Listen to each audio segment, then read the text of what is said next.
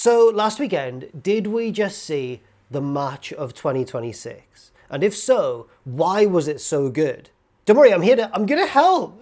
Yeah! My name's Jack the Jobber. If you like the channel and stuff, like the video, please. It helps out a great deal, boosts the video and all that. Right, this match was so good, I think, for three key ingredients: the crowd, the presentation, and of course the action itself. That third one we're going to spend the most time on, but I want to mention the other two as well. Number one then, let's start with the crowd. An amazing crowd can elevate almost any match. We already know that. And this crowd in Monterrey really were amazing and deserve a lot of credit. And when it comes to a big crowd reaction, also some credit is usually given to the booking team or the creative team because they've taken us all on this journey so far. They've elevated things to a fever pitch. I think the booking team deserve some credit here. Who's the AAA, like WWE booking team? It's like Taker, isn't it? And Jeremy Borash, people are mentioning too. Is that right? They deserve some credit, of course. But I think that the wrestlers deserve even more. I'll give the creative team their flowers later on, don't worry, when we talk about the presentation. But for now, when it comes to this crowd reaction, I think that's mainly due to the wrestlers over the booking team. And I'm saying that because this started off as a bit of a joke feud, didn't it, originally? Bit of a parody of Lucha Libre. But because of the performances and the sincerity of the wrestlers involved, that's what kind of saved it. That's why I want to give most of the credit here to Chad Gable and Ludwig Kaiser. All right, I'm going to be calling them by their real names throughout the course of the rest of this video, okay? Look, I know it's funny to be like, Sami Zayn, he's not El Generico. I know, just allow me it. Otherwise, I'm going to get confused. So yeah, it all starts off with Chad Gable being cast as the original El Grande Americano, clearly being a heel stooge, once again, a bit of a parody of Lucha Libre. And it was very one-dimensional and probably would have been a disaster in the hands of most other people. But fortunately for WWE, Chad Gable is one, a very, very good wrestler, and two, very, very funny. But then unfortunately, he was then injured in real life. Shortly after, not too long after, WWE bought out AAA. So now, despite now owning one of the top and most historic Mexican wrestling promotions in history, WWE instead put Ludwig Kaiser into the shoes of El Grande Americano. The joke being, oh, it's the same guy. What are you talking about? This is the same guy as before, even though Kaiser's obviously taller and everything. Again, it's just kind of the bare bones comedy stuff. You would never imagine that it would build to the match that we're going to talk about. And now we get kind of the crux of the feud, kind of the turning point as well, where Chad Gable, the original Americano, returns from injury and accuses Kaiser, the new one, of being an imposter. Now, you would naturally assume that that would make Kaiser the heel, right? Because he's stolen his identity. He's the imposter. He's not the legit, El Grande Americano. Well, it's not quite that simple. Because just like how Chad Gable was kind of saving the potentially rubbish nature of a one-dimensional comedic Lucha Libre parody gimmick in Big 2026, not that far removed, by the way, from, CMLL receiving a lot of acclaim and Mystico recently being voted Wrestler of the Year by Observer subscribers and everything. So just like that, just like Gable saving the day on that side of the equation, Kaiser saves the day on the babyface side of things. And this comes from his willingness and genuine enthusiasm to just portray a straight-up Lucha Libre Technico, just a hero of the people. And he's very, very good at it, Kaiser is. Like, he can speak fluent Spanish, he's got all the mannerisms down, he's clearly taking this very seriously. And the AAA fans reciprocate that. And so somewhere along the line, the division between irony and sincerity from the fans towards these wrestlers kind of becomes blurred and kind of disappears. And suddenly we've gone from the fans semi-ironically taking this feud more seriously than it deserved to be. Somewhere along the line, no, it just became a very passionately embraced heel versus babyface feud. Like, if you told somebody about this match without any of the surrounding context or the build or the fanfare or the crowd reaction, and you just told them, look, two WWE superstars, neither of them actually Mexican, are going to have a mask versus mask Lucha Libre match, they'd probably think, sounds rubbish. And it's just not. It's really, really good. And it's amazing. Another element of the crowd that I really want to praise as well is the fact that they are having a mask versus mask match. And it's a match where we know the identities of both wrestlers involved anyway. But the crowd still don't break that illusion. They still treat it with the utmost enthusiasm and sincerity. So yeah, that's both my kind of praise for the crowd and also a little bit of a summary of what brought us to this point as well. As I said, I think probably the wrestlers more than the creative team deserve the praise for pulling this storyline out of the kind of comedic depths where it was laying. But I did say I would give the creative team their flowers at some point, and that's what I want to do now. Because we're about to talk about the second major ingredient. After the crowd reaction, the presentation of everything. I mean, this presentation was everything. You know, the entrances, the shots backstage, the live band on the stage. God, even the earlier shots of them arriving at the arena with Gable having to literally fight his way, jostle his way through this heckling, baying crowd outside. It's amazing. And once again, it's something a million miles removed from the feud's quite comedic, one-dimensional beginnings. Credit to the creative team as well for establishing a certain type of tone via this presentation. And the tone is so important here because this is treated exactly as a classic Lucha de Apuesta match from years gone by. You know, the pinnacle of most wrestling promotions in kayfabe is the big title match in the main event of the big show and everything. But throughout the history of Lucha Libre, the most important type of match is Lucha de Apuesta, a wager match where something is staked by either opponent, whether it's mask versus hair, hair versus hair, or in this case, mask versus mask. And these match types have cropped up elsewhere in different wrestling traditions in the form of like loser leaves town or the losing stable must disband kind of matches you might see in places like Dragon Gate, for example. But nothing quite matches the intensity of a genuine bona fide Mexican lucha libre, you know, lucha de apuesta. Now in AAA's history, the most famous lucha de apuesta to an English-speaking audience is probably the tag team match between Eddie Guerrero and Art Barr and the team of El Hijo del Santo and Octagon, which was hair versus mask. And while it certainly is intense, I don't know if it quite fits the mold here as a good comparison.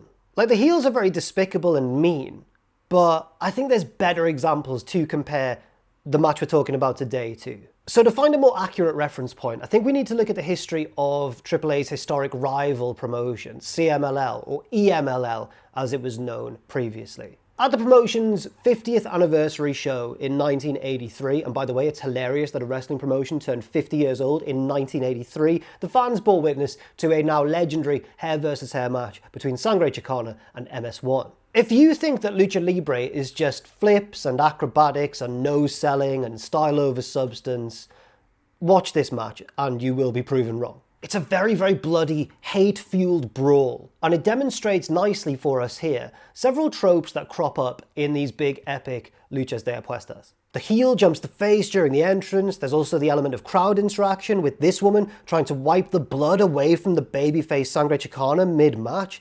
It's just two examples of things, but there are versions of that crop up in Gable versus Kaiser, as we'll come on to see. And these little touches, these little elements, never anything too complicated, but just inserted at the right time, go a very long way to make the match even more emotional, exciting, and visceral as well. Another very famous Lucha de Apuesta, again from an English-speaking point of view, came in CMLL in the year 2000 between Atlantis and Villano Tercero. And while I've mentioned MS1 versus Sangre Chicana there to demonstrate how violent and bloody these type of matches typically can be, I think Atlantis versus Villano is a really good example of kind of the honor associated with these type of matches as well, which goes hand in hand with the hatred to form something very potent. Because these matches tend to be so violent and so emotional, there's a certain sense of glory as well shared between the face and the heel, because even though we might hate one of them, they are both engaged in this crazy, intense blood feud culmination of their rivalry.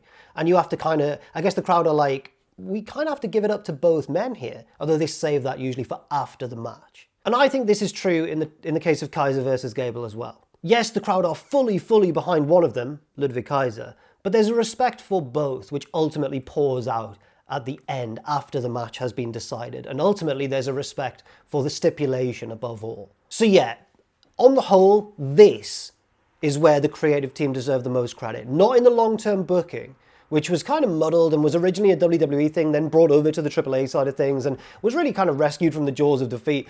But that was down to the wrestlers, as I say, I think anyway, and the sincerity with which they treated their predicament, I suppose.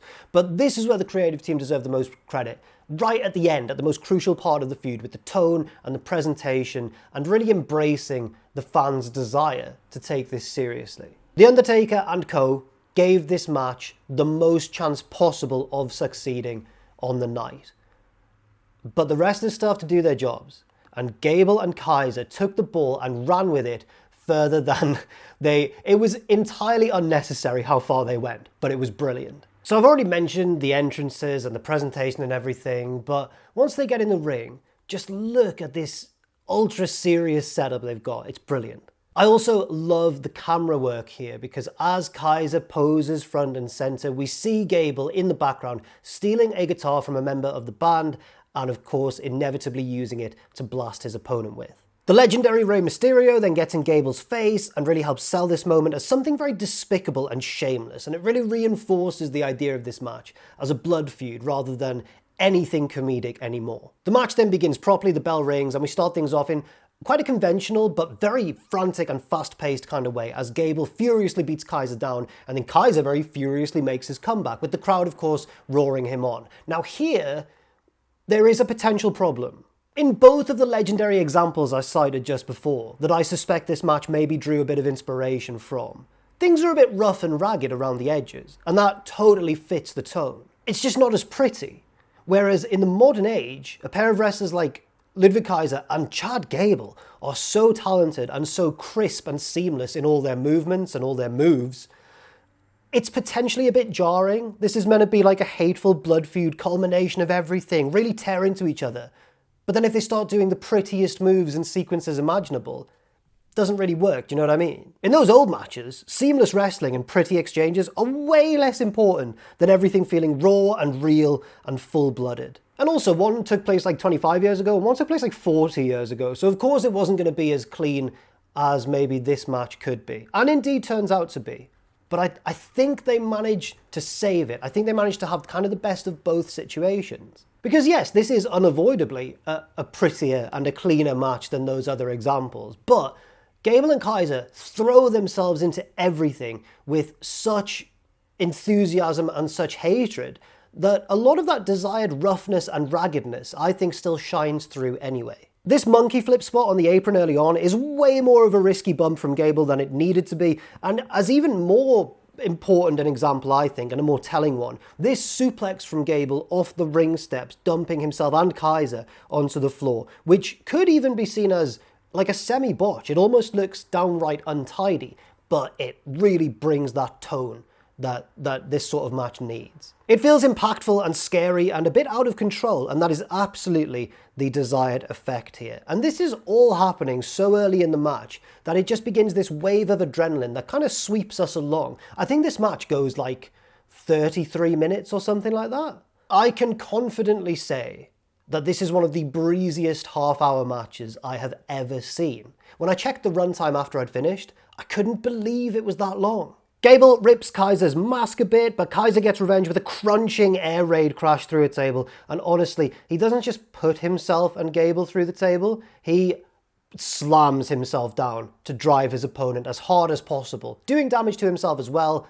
But hey, that's what this match is all about. Now we get one of those old school little touches that just breathes further life into this match as Kaiser gets into it with a couple of quite rare Chad Gable fans in the front row. I don't want to confirm this, but I think that they are Chad Gable's parents, and they do a good job as well. And it just adds that little element of extra passion and spite into proceedings. And now, as the match moves into its next phase, a brawl around the ringside area, we get more of that old school rawness. These aren't perfectly choreographed weapons spots. This all feels very desperate and slightly messy. It feels quite improvisational even when Gable picks up a piece of the table they've just gone through to attack Kaiser, or when he just launches an announce chair in his general direction. They're not taking time to set up the perfect ladder spot or the perfect table spot. Again, there's that sense of urgency. They're grabbing whatever's nearest to do as much damage to their opponent, but like as quickly as possible. They can't help but want to tear into each other, even if it's reckless and even if it maybe costs them.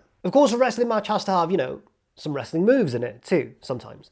And Chad Gable's in this match, and he reminds us, despite having his identity hidden, he reminds us who the hell he is once they get back in the ring with a crazy high-angle back superplex, delivered and sold to perfection. It's time for another comeback at this stage from Ludwig Kaiser, who does a bit of like Hulk Hogan 80s sports entertainment stuff, which is accepted very nicely by this kind of crowd. But you can't rely on that for too long in a Lucha de Apuesta match. There needs to be some viciousness and some bite as well, and Kaiser brings that too, ripping at Gable's mask now in revenge for earlier. Then he counters a charge on the outside by just depositing his opponent very hard on the ring steps, another spot that doesn't look picture perfect, but looks violent, and that's the intention. And then Kaiser, having delivered the move, collapses near the front row, and look at them willing him on. It's magic, it's unbelievable, it's wrestling. Back in the ring, Kaiser just falls on top of Gable and bloodies him up with right hands and hits a big kick to the chest. It is unfiltered justice being dished out by our babyface hero.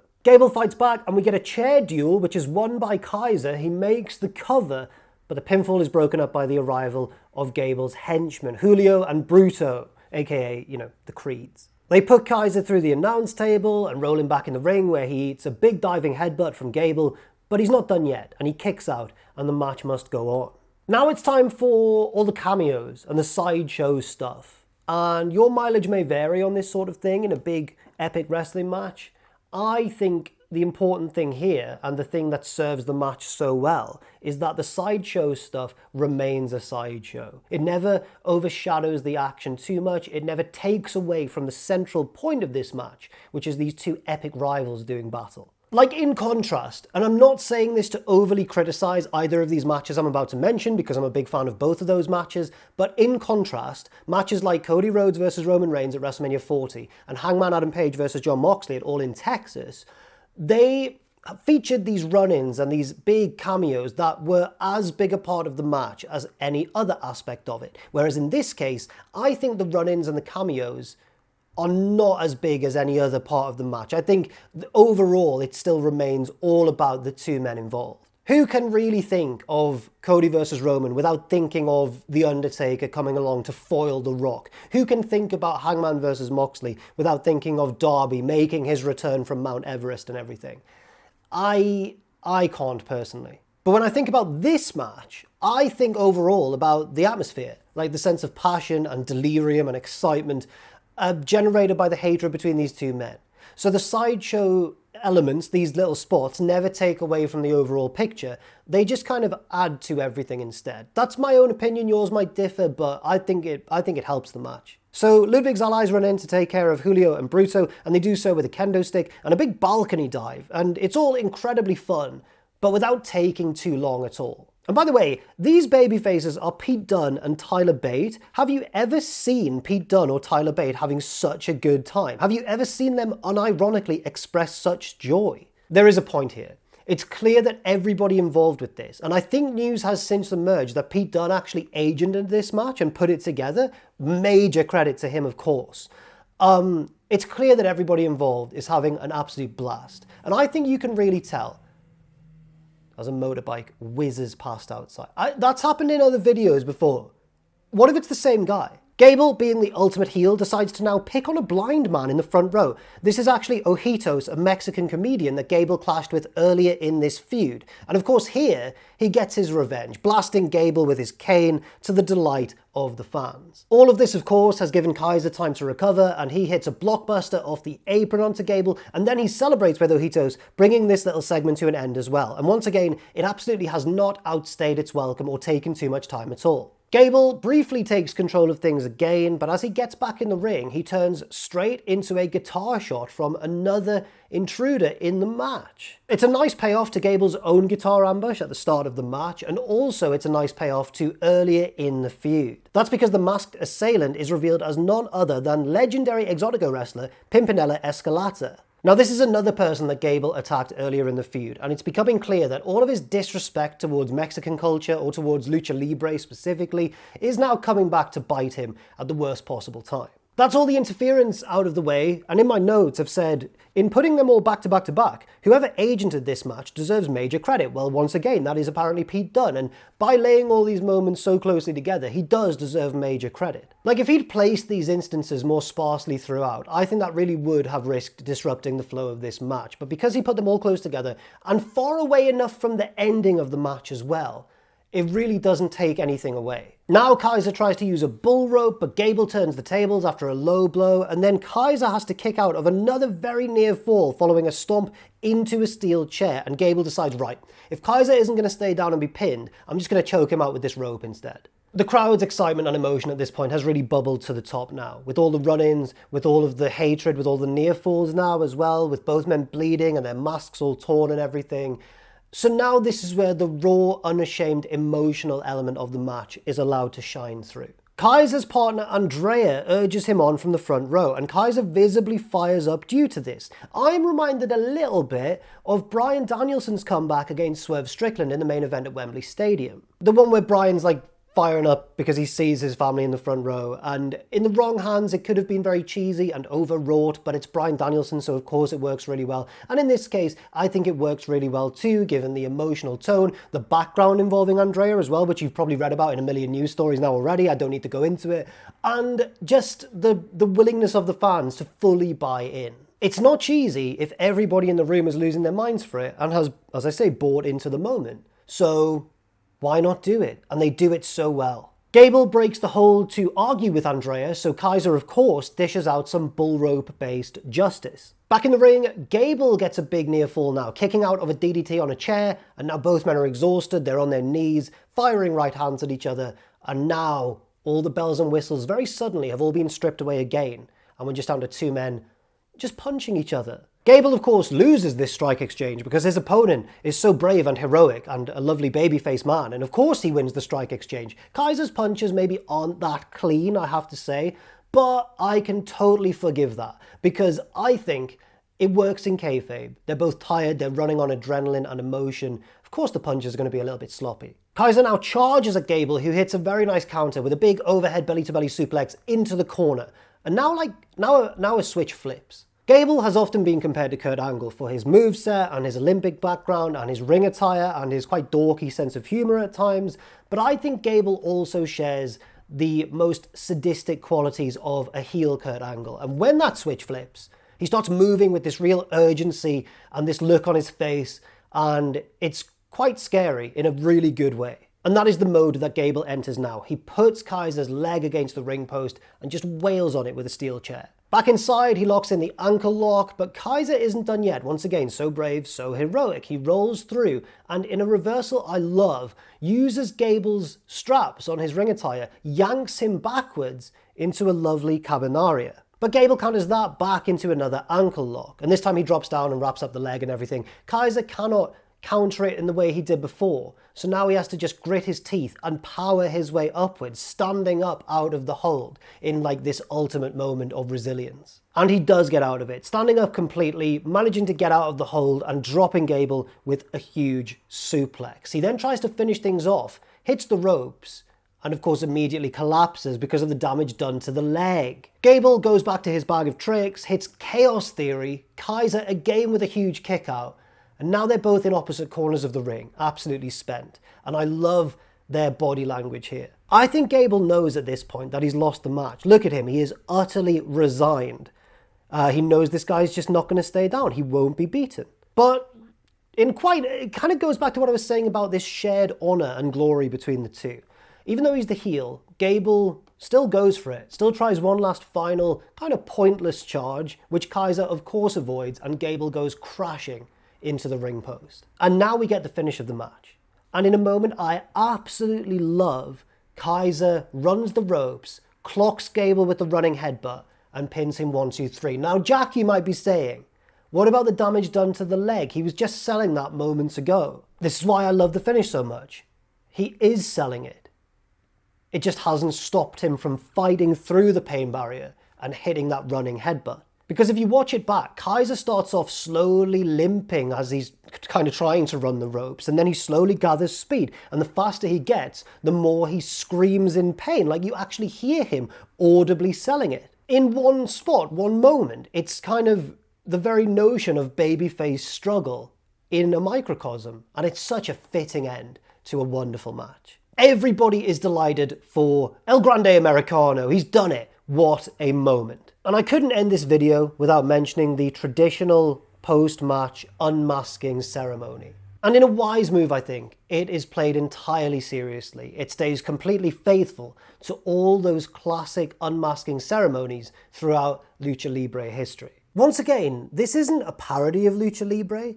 This is Lucha Libre. This is done with all seriousness, even though, bizarrely, we already know the identity of Chad Gable before he removes that mask, but it's treated with utmost sincerity. Gable's family is in the ring with him, and they ask him the traditional questions. Please tell us your name and your date of birth and where you were born. And Gable answers them all completely straight-faced. Just a word on Chad Gable to close this out, because this moment where Gable stood there with the mic really, really impacted me. I was like, wow, what a moment. I was kind of blown away, because this is Chad Gable. This is a man who, probably from the first time most of us saw him wrestle, clearly had an unbelievable amount of talent. This guy was incredible in the ring, had all the charisma as well, great on the mic, had everything. Just wasn't tall. And then, because it was like Vince McMahon's WWE, he was shoehorned, or saddled rather, with these stupid gimmicks and stupid storylines, the worst being Shorty G, of course, and he tried his best. But of a man with his talent level, he was never given the platform he deserved. He was being wasted on WWE's undercard, despite being several times better than probably like most of the people above him. And so, stood there, all bloodied, with his family by his side. I felt quite sorry for his family having to see him in such a state, but stood there with his family by his side, beaten, but like so proud of what he's achieved. He announces his name to the wrestling world. I am Chad Gable. That's so powerful. He's reminding us who the hell he is. What a moment, and a moment that he has deserved for so long. Listen, I know this match isn't as pure and delightful as I've made it sound there, because of course it takes place in a certain context in the wrestling landscape, with WWE having bought out AAA and perhaps looking to kind of take over the Mexican wrestling scene. That's obviously bad for the wrestling landscape, for variety in the industry and all that sort of stuff. So maybe, yes, it is a little bit dodgy to praise AAA so much when perhaps WWE have sinister intentions behind it. But you have to commend The Undertaker and AAA, and most of all, the wrestlers, for the way they've approached this. It has been handled so well. I've really found all the memes and stuff funny online saying, like, Taker's out booking Triple H, man. He's kicking his ass. Because it's kind of true. It is kind of true. And yes, you know, the match may not be for everyone, but I think most people can enjoy this. And yes, it's not a match that you can totally praise the intentions of, given all that context I've just described, but I'm finding it really hard to hate it as a match when it did that much for Chad Gable. Someone honking their horn during my big closing, during my big ending. I've been Jack the Jobber. Thank you for watching this video. Let me know your thoughts on the match down below as well. I'd be really keen to hear what everybody thought. And yeah, what a match, man. What a match. Thank you once again, and I'll see you soon.